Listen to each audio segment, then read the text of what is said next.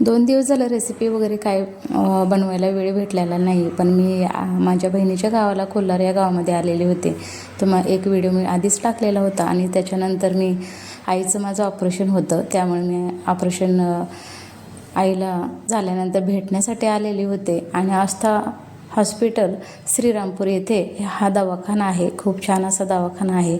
सगळ्या सुविधा इथं उपलब्ध आहेत आणि खूप शांततासुद्धा आहे.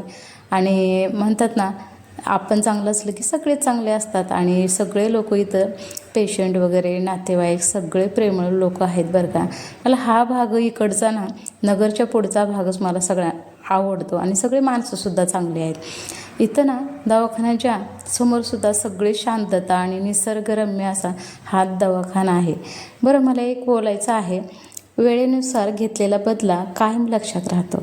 वेळेनुसार घेतलेला बदला कायम लक्षात राहतं. आपण केलेले कर्म मात्र पाठलाग आपला कायम करत राहतं.